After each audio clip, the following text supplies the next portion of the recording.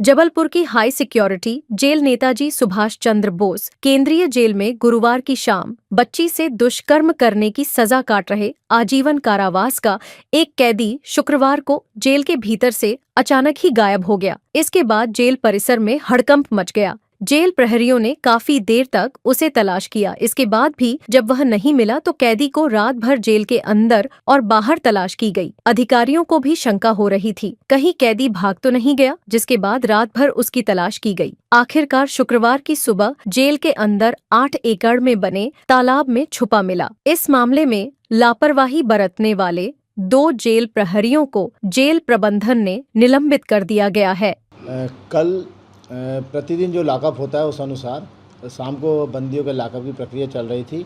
एक बंदी आजीवन कारावास का रमेश पिता दद्दी जाति कोल, ये लगभग उम्र 40 वर्ष थी, 376 के मामले में था। ये छूटने की संभावना नहीं थी इसकी, तो 2013 से था।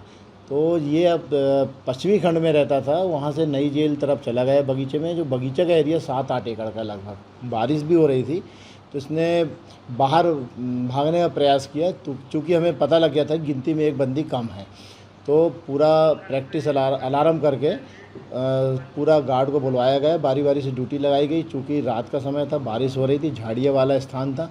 पूरे आउटर वाल में पेट्रोलिंग कर जेल अधीक्षक महोदय के निर्देशन में समस्त अधिकारी एवं कर्मचारी ड्यूटी लगाई गई और रात भर शिफ्ट में ड्यूटी चली। फिर सुबह जैसे ही हुआ, बंदी झाड़ियों में छिप गया था। सुबह बंदी को पता लगा दिन हो रहा है तो मैं पकड़ा जाऊंगा, तो वो तालाब था डैम अंदर, उसमें डूब गया था।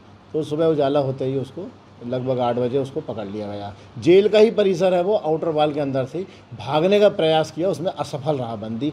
जेल कर्मचारियों की और अधिकारियों के द्वारा जो ड्यूटी लगाई गई थी अधीक्षक महोदय के मार्गदर्शन में, उसमें इसमें बंदी असफल रहा और बड़ी सतर्कता के साथ प्रहरियों ने ड्यूटी करी, तो ये बंदी भागने में असफल रहा।